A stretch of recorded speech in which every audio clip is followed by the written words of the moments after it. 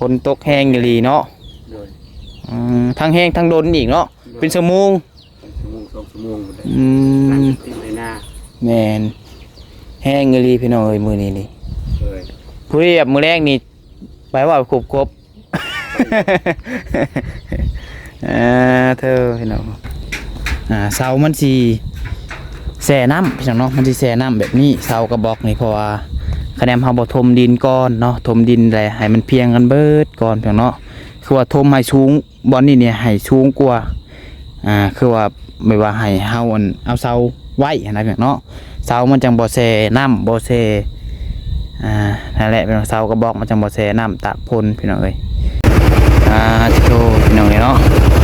ฝนตกแห้งอีหลีพี่น้องเอ้ยน้ำจนออกห่วยทางไป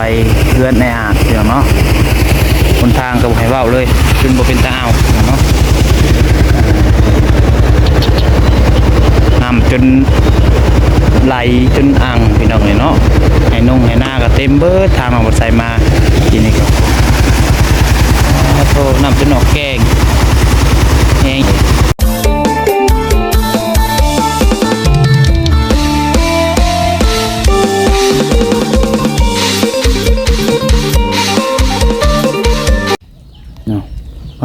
ทบเนาะเบิ่งน้ำท่วมให้นงให้หน้าหน่อยพ้นแห้งอีหลีมือนี้เนาะไอ้บ่อ่างบุทุกให้พี่น้องเนาะทางกับเปียกเปื้อนพี่น้องเลยเท่ากับบ่เลาะนำมาใส่มากินพี่น้องเนาะพลาดเติงพี่น้องเลยบรรยากาศรอบค่ำๆพี่น้องเนาะหลังจากที่ว่าฝนตกหยุดแล้วเนาะพี่น้องเนาะฝนตกจุดแล้วเพิ่นเดินว่าฟ้าลังฝนพี่น้องเนาะสวยงามเสมอพี่น้องเอ้ยเท่าบ่ได้เห็นบรรยากาศแบบนี้นี่ต่อหลายปีได้น้องมาใส่กันเนาะตั้งแต่เรียนอยู่ม.5 พี่น้องเอ้ยจบมานี่ก็2-3 ปี5 ปีแล้วพี่น้องว่าง่ายกันเนาะบ่ได้เห็นบรรยากาศทุ่งไร่ทุ่งนาแบบนี้พี่น้องเอ้ยว่าสันลายน้องมาใส่กันอยู่แต่บ้านพี่น้องแม่นเด็กน้อยปะจักเห็นเด็กน้อยนักเรียนเขาขี่รถมากินนี่จักเข้ามาจูดพี่สังปะจักเห็นขี่นำลังมาเทียงเพิ่นจักจูดบอกจูดยังบอกพี่น้องจูดบ้างกระโพกบอกคือว่ายิงปืนบอกเบิ่งพี่น้องเลยบรรยากาศเนาะหาเบิ่งได้ยากได้พี่น้องบรรยากาศแบบนี้นี่เอาน้องเลยก่อนเดินเนาะทักทายสบายดีสวัสดีพ่อแม่พี่น้อง FC เบิร์ดสุคนสมองสุบอลพี่น้องเนาะว่าจะอยู่ฝั่งลาวฝั่งไทยและอยู่ทางต่างประเทศเด้อพี่น้องเด้อก็ยินดีต้อนรับเข้าสู่ช่อง YouTube น้องผัดไซชาแนลอีกคือเก่าเด้อพี่น้องเด้อเนาะหลังจากที่ว่าไปมาแต่หาทางไอซิงเนาะพี่น้องเนาะมาแต่หาทางไอซิงกับพอดีพ้นตกพี่น้องน้องผัดไซกับพอดีหอดเทือนกำลังว่าอาบน้ำสิไปเรียบแล้วเครื่องคลองหมดพ้นตกพี่น้องเอ้ยพอดีนอนถ่าพ้นเศร้าพี่น้องเนาะพอดีชั่วโมงหนึ่งพี่น้องพ้นตกเนาะหยุดน้ำพ้นน้ำจนท่วมให้หน้าพอแหละพี่น้องเนาะจะแห้งบ่แห้งพี่น้องเอ้ยพอดีน้องบ่ไส้ก็รับไปประมาณ10-20 นาทีแหละพี่น้องเอ้ยหูเมื่อขึ้นมาพ้นยังบ่เศร้าออกก็เบิ่งทางหน้าเพื่อนกับโทษพี่น้องเนาะพ้นแห้งอยู่เลยพี่น้องเพื่อนน้องบ่ไส้ก็จนหัวเบิดเลยพี่น้องเนาะเป็นครัวบอนไฟรถหัวเบิดเลยไก่ขามาได้เนาะคนนี้หลายคนกับเพิ่นสิตกก้าแล้วบ้านเพียงเนาะเพิ่นจังได๋อาจเพิ่นอยู่บ่เพียงเนาะบ่แม่นรับได้บ่จักพี่น้องเอ้ยมึงบ่แม่นนอนแล้วบ่นี่เพียงเนาะคือบ่เห็นรับได้บ่จักฝนตกแบบนี้เนาะเย็นซ้ำพี่น้องเอ้ยหมดไส้ว่ารับแล้วนี่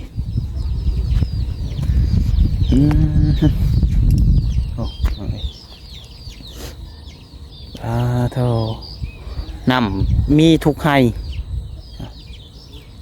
ตกกะเลยได้ป่านนี่พี่น้องเนาะ ไห้นี่จนถ่วมเลยตัวไห้นี่เดินแล้วก็มีบอลนุบบอลนูนมันก็จะมีบอลอ่างบอลยังแน่เนาะเธอมาได้อยู่บ่ไอ้อาด ไม่ได้แล้ว ลุบเราบ่ติดตีนบ่ ติดตีน สบายดีเด้อโดยเขามาเยี่ยมเบิ้งว่ะพายุคือพลแห้งแท้ว่ะพลตกแห้งอยู่ลีเนาะ โดย ทั้งแห้งทั้งโดนอีกเนาะเป็นชั่วโมง ชั่วโมง2ชั่วโมงเลย อื นั่ง ม ติดในหน้า แมนแห้งอยู่ลีพี่น้องเอ้ยมือนี้นี่ เลย ผู้ที่แบบมือแรกนี่ไปว่าครบ เธอพี่น้องส่วนนั้นลุงอาจไปขุดกดบ่น้องบัดไซคือสิบ่เป็นดอกบ่ได้อันไปการเท่าไรปีแล้วเคยไปอยู่แต่น้อยน้ำพอ แต่เดี๋ยวนี้นี่โอ้ยลืมไปละจ้อยพดไปขุบมันเงางูเห่ามาพอแห้งเนาะสิยังแต่ซื่อ ข้างบ่เปื้อนบ่ต้องอะไรเข้ามา โอ้ยอย่าถาม รีบไปเลยเนาะ เละมาเละตุ้มเป๊ะเลย ไอหวยก็จนออกแกงนำในหวยฮะครึ่งก็พังจักแห้งบ่แห้ง เห็นได้ไม่ได้อยู่เพื่อนนะล่ะเบิ่นมื้อ ถมมองกอกน้ำมันนี่ เทิมแต่บอลของน้ำแต่เศร้าพุ่นบ่โอ้แล้วก็นางลินนอนดินเลย มีคนเข้ามาหาอยู่บ่ มีอยู่ครับคน แต่เศร้าพุ่นแล้วว่าตอนมีแต่ตอนนั้นน้องปัดชายเข้ามาแล้วก็มีคนเข้ามาเลยบ่มื้อนี้ บ่มี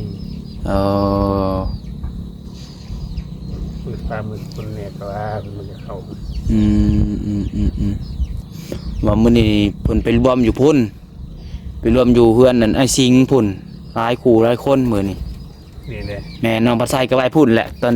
ตอนนั้นวางบ่าย2บ่าย3นี่ฮะก็มาฮอดผู้รีพ้นตก โดย ทางนั้นกับเพิ่นกำลังรวบรวมมันงบเด้เพิ่นสิซื้อที่ซื้อทางซื้อดินไหนทางไอ้สิงเพราะเพิ่นก็บ่ขอโทษนะจังเพิ่นก็บ่มีดินบ่มีที่อยู่อาศัยหั่นน่ะว่าง่ายก็ไปอาศัยเพิ่นอยู่อันนั้นก็ ดีใจนำเราเนาะ ก็จะพึ่งยังบ่ดีใจได้ยังบ่ได้ยังบ่ได้ดินได้ เกือบ80%เลยนะ ตอนนี้งบก็ยังบ่ได้มีจักกีบได้งบก็ทางทีมงานใส่บุญกันยังบ่ได้มีไผมี แต่ว่าเพิ่นพาไปเบิ่งดินซื่อๆมึงเถอะผู้หลักผู้ใหญ่เพิ่นเห็นแล้วเพิ่นอยากซอยสมทบกันหลายทางหั่นน่ะสาบุญก็ไปพุ่นมื้อนี้ทางสาบุญบรรณาบ่าวแสนบ่าวหลายคู่หลายคน โดย ดีใจนำเพิ่นจะได้มีที่มีทาง โดยเห็นก็คล้ายๆกันคือกับนี่แหละแต่ว่าถ้าง่ายเพิ่นนี่สิแปลกได้แปลกก็ได้หูบ่1เพิ่นกินข้าวมื้อละคาบ เฮาไปเฮาก็จนอึ้งจนงงก็เอ้าคือว่าจังซั่นว่ะแล้วว่าหัดมื้อหนึ่งแล้วสิกินข้าวอยู่มื้อหนึ่งกินอยู่เทื่อเดียวสิกินแต่ข้าวแรงแล้วเบิดมื้อ ที่เหลือบ่ได้กินหยัง บ่ได้กินตอนกินอยู่กินแต่น้ำแล้วว่ะกินแต่น้ำแล้วว่ะ อดบ่หรือว่าจังได๋ จักแหละเฮาถามเราเพิ่นว่าอันลึงแล้วเราอ่ะบ่ได้เคยกินข้าวอันเช้าข้าวเที่ยงกินแต่ข้าวแรงคาบเดียวแล้วเลยเราอ่ะ คือสิเฮานี่สิอยู่ได้บ่คือสิเฮานี่เนาะว่าขอโทษนะพี่น้องขนาดยักครูอยู่วัดก็ยังกันสำคัญสุดๆข้าวเช้ากับข้าวเที่ยงเนาะข้าวแรงนี่ยักครูเห็นบ่ยักครูเพิ่นยังอดแม่นบ่ข้าวแรงนี่สลายนี่คนสิบ่กินข้าวแรงเนาะก็ดออดนะ แต่ว่าอันนี้เพิ่นกินแต่ข้าวแรงบ่กินข้าวเช้ากับข้าวเที่ยง แปลกอีหลีหาหยังวะว่ะ ยืนก็ได้ยืนก็ได้โอ้ลมแบบพอดีเย็นๆเนาะนอนม่วนแล้วมื้อนี้นี่อาบน้ำเลยบ่นี่ อาบจนฝนตก เอาอาบน้ำพลเลย อาบน้ำฝนเลย โอ้บ่ย่านเป็นไข้บ่พลอาบน้ำพล บ่ใครดอกฝนเก่าเลยกุบเขียดออกแล้วมันแรงอยู่เนาะ คือสิว่านั่นน่ะแหละ แต่ก็สิว่าหยังอีกเลยกินนี่ลืมแล้วพี่น้องเนาะเราบ่กินข้าวแต่คาบเดียวเพิ่นสิว่าหยังลืมแล้วพี่น้องเอ้ย กับอันเรากับเป็นแบบว่าความจำแบบบ่ค่อยดีแบบเฮาถามหยังหลายนี่ถามยาวนี่เราตอบบ่ได้เราตอบได้แต่แบบว่าถามคำตอบคำแบบว่าสังเกตเบิ่งกับหลายคนเพิ่นว่าสมมุติ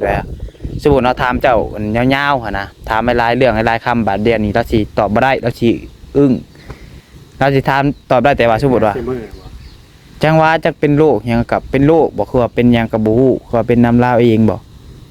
คล้ายๆแบบนี้นะสมมุติว่าถามว่ากินข้าวแล้วบ่กินแล้วนี่เราตอบได้สมมุติเราถามยาวๆมื้อนี้นี่เจ้าไปก้านกบอยู่ไสจังซั่นจังซี่นี่ตอบบ่ได้เราสิอึ้ง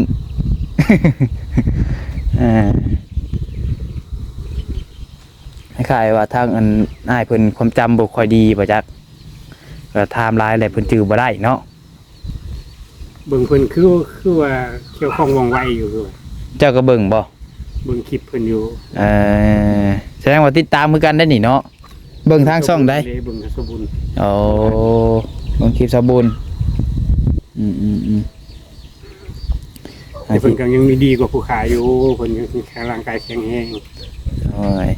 อาจจะแข็งแรงคือกัน มันสั่นนี่แหละผู้ว่า มีแต่มือสั่นซื่อๆแข็งแรงจิตใจก็แข็งแกร่งสู้อย่างเนาะ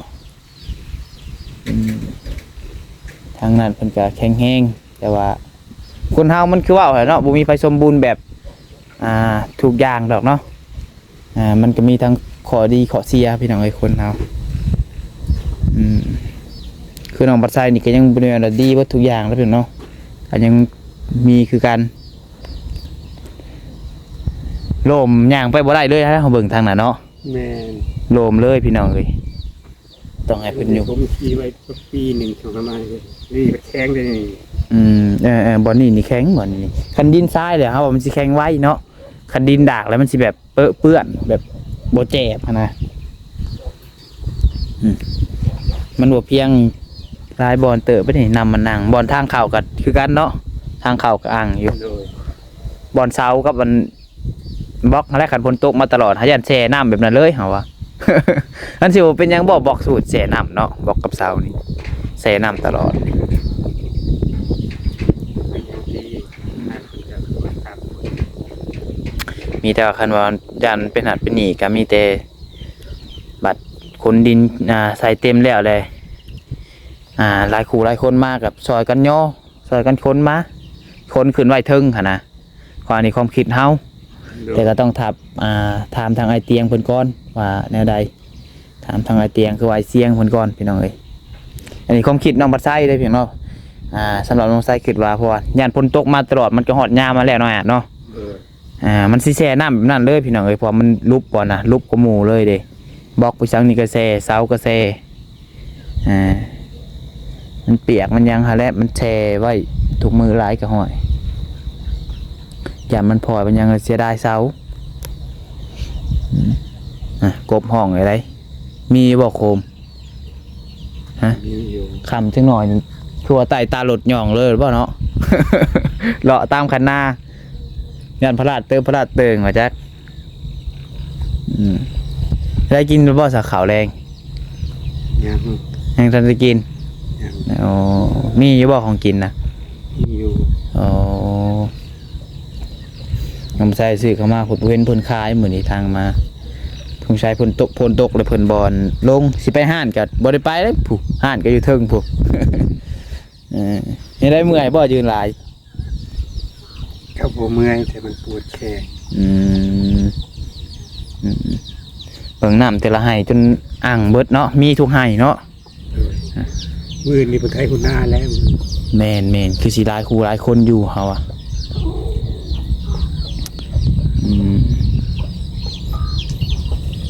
ใหญ่อยู่บ่อันซอยจำอ่ะกินอีกอยู่บ่มันแพงเนาะใช่ฮะมันแพงกินอะไรก็ไม่ได้บ่แพงดอก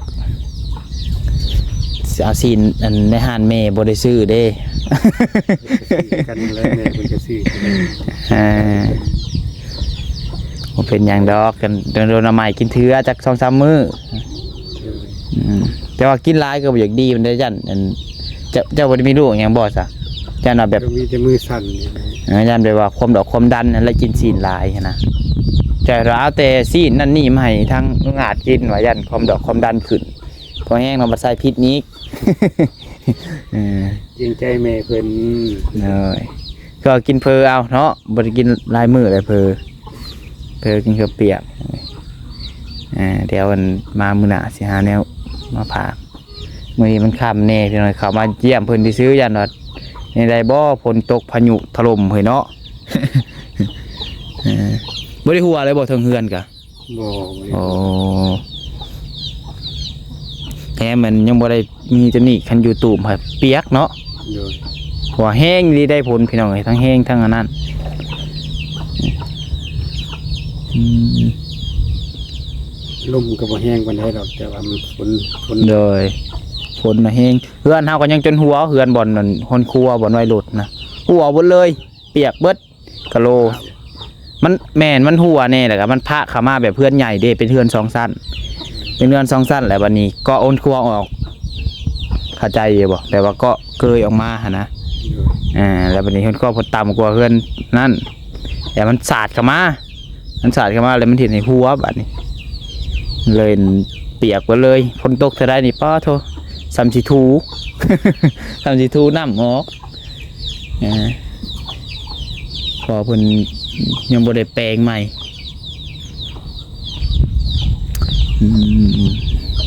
เพราะบรรยากาศนี่บ่ได้เห็นแต่ดนในใดพี่น้องเอ้ยเนาะ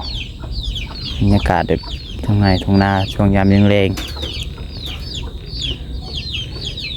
เสียงกบเขียดห้องอยู่แบบนี้ก็สบายใจอีกแบบนึงเนาะแบบมันบ่วุ่นวายปานใดขนาดนั้น สบายใจอยู่แต่ว่ามันก็ลำบากแบบนึง โดย การทำมาหากิน มีทั้งข้อดีข้อเสียเนาะ ลูกตลาดตะลีมันก็ลำบาก โดยข้อเสียก็คะแนนว่าอันเฮามีรถมีร่างก็บ่ลำบากปานใดเนาะแต่ว่าอันไปได้ปกติหั่นนะ โดย คนปกตินะพี่น้องเนาะแต่ว่ามีข้อเสียข้อดีข้อเสียกับไฟฟ้าเนาะ โดย ไฟฟ้ากับสิบ่มีจากหลักเลยกับไฟฟ้านี่แหละพี่น้องเอ้ยคันว่ามีไฟฟ้ากับพอซื้อผดอกพัดลมมากับพอได้พัดเนาะ โดย ก็ดีอย่างนี้แหละพี่น้องเอ้ยสบายจิตสบายใจมันบ่วุ่นวายกับบ้านเมืองอยู่แบบธรรมชาติเสียงกบเสียงไก่ห้องทางไอ้เสียงมันเข้ามาเมื่อเช้าเนี่ยเพิ่นเข้ามาถามยังไงอ่ะ ที่เขามาเยี่ยมยามสิๆแหละ อ๋อยันละเพิ่นมียังมาหายบ่ เรามาเยี่ยมยามนี่ อ๋อได้ตัวน่ะคือสิอิ่มหมดครอบครัวเลยไปจักเนาะคือสิโตใหญ่อยู่จักฟังเสียงห้อง ห้องอยู่ในหูได้เลย นี่คือมันคือดังเนาะ โดย อืม ออกแล้วมันบุแรงนี่ออกแล้วโคมแล้วมันแรง จะสิไปบ่ บ่ไปดอก อ๋อแกว่าสิไปก้านเนาะงงใส่อยากไปอยู่พี่น้องเอ้ยแต่ยันบ่ก้านบ่เป็น ยันคือว่าแล้วยันจังหวะไปขุบมัน งู งูว่างูหาวบ่แห้งสิได้กันมือใหม่คือว่ายังไปซื้อได้เว้าบ่ได้เด้เนาะ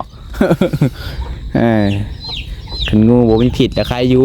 คันไปถึงงูปงงูปลามันตอดเจ็บซื่อหาเนาะ คันงูเห่านี่พอแห้งอยู่แล้วงูเห่างูอื่น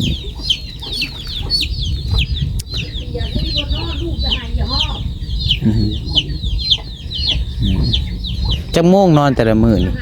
เลิกบ่ 2 ทุ่ม 3 ทุ่มก็นอนได้ อ๋อ 8 โมง 9 โมง 8 โมงครึ่ง 9 โมงประมาณยังดึกก็9 โมง อืม ดึกสุดแล้ว9 โมง โดย 8 โมง 8 โมงครึ่ง รับได้ แต่มันจะไปตื่นตอนเที่ยงคืนแล้วก็วันนี้ก็2 โมงบ่ายโมง 2 โมงเลยล่ะ อ๋อสิหูมือบ่ มันหูมือเลย แบบปวดเบาปวดหยังนี่ โดย เอาหูมือเลยนอนบ่รับเลยผู้แลบ่ายตีหนึ่งตีสองบ่ โดย เออน้าสาวพี่น้องเนาะก็เข้ามาเยี่ยมเพิ่นรอบค่ำพี่น้องเอ้ยครับบ่มีหยังหลายเนาะเอามาเบิ่งทางเฮือนในอาจเพิ่นพี่น้องเนาะ วันนี้ก็บ่มีคนเข้ามาหาหลายปานใดเนาะ น้ำท่วม น้ำท่วมบ้านไอ้อาจว่าสิเนาะ เกินหมดเลยย่างไปได้ก็บ่ได้ ดิน กันนะ ตุบดินหยุบ น้ำท่วมมีลีได้พี่น้องเบิ่งนี่ก็ให้นานคันบ่ทมนี่ก็สิคือกันเนาะกันได้ร้อยอันไปเลย เกิบฮอดอกลอยพี่น้องเนาะเกิบนี่ลอยไปเลยคันบ่ทมนี่ใครแต่ว่าทมก่อนดีแต่ว่ายังทมเกือบแล้วพี่น้องเอ้ยดินก็คือสิลายมืออีกบัดนี้จังสิส่วนได้ มื้ออื่นนี่มื้อฮื้อนี่คือสิบ่ได้คันบ่แดดพี่น้องเนาะเอามีแต่ว่าประมาณนี้แหละซะบ่รบกวนเนี่ยไปให้เพิ่นไปพักผ่อนก่อนกินข้าวพักผ่อนซะแล้วมื้ออื่นสิเข้ามาเยี่ยมใหม่คันว่าบ่ได้ไปทางใดบางเทื่อคัน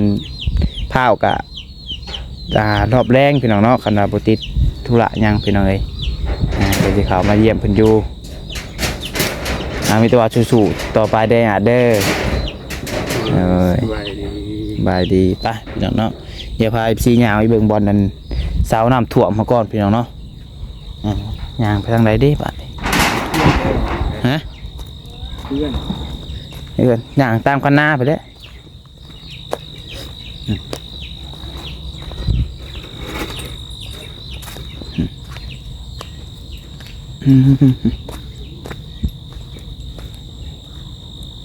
ดินกับเปียกหมดเลยพี่น้องเนาะก็สิลำบากเนี่ยมันพี่น้องเอ้ย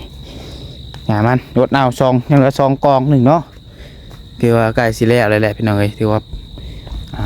80-90%สำหรับส่วนดินอีกประมาณ2-3 มื้อพอได้เบิ่งส่งนี่พี่น้องเนาะ นี่พี่น้องเนาะที่ว่าน้องบ่ใช้ว่าเอานะพี่น้องเอ้ยนี่เสามันสิแช่น้ำพี่น้องเนาะมันสิแช่น้ำแบบนี้เสากระบอกนี่เพราะว่าคะแนนเฮาบ่ถมดินก่อนเนาะถมดินแหละให้มันเพียงกันเบิดก่อนพี่น้องเนาะคือว่าถมให้สูงบ่อนนี่เนี่ยให้สูงกว่าคือว่าไม่ว่าให้เฮาเอาเสาไว้นะพี่น้องเนาะเสามันจังบ่แช่น้ำบ่แช่นั่นแหละพี่น้องเสากระบอกมันจังบ่แช่น้ำตากฝนพี่น้องเอ้ยเพราะว่าคะแนนมันเฮาบ่ออกนี่มันถมดินก็บ่ได้แล้วก็มันสิแช่น้ำแบบนี้เลยพี่น้องเนาะเพราะมันก็ฮอดหน้าฝนแล้วมันก็สิตกตลอดนี่น้องบ่ใช่ว่าบ่ให้เองพี่น้องเรื่องแหงเนาะมันสิเป็นตะลุกแบบนี้เลยพี่น้องเอ้ยเป็นตะลุกเป็นแบบนี้เลยแล้วมันสิบ่เป็นอันอื่นบ่หั่นนะพี่น้องเนาะมันแบบว่า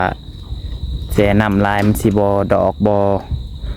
พลอยไปบ่บานเฮาเพื่อเฮาสิได้เฮ็ดเฮือนหั่นนะพี่น้องเนาะเอาโอเคซะพี่น้องเนาะคลิปนี้ก็คือสิประมาณนี้แหละเด้อพี่น้องเด้อเนาะพา FC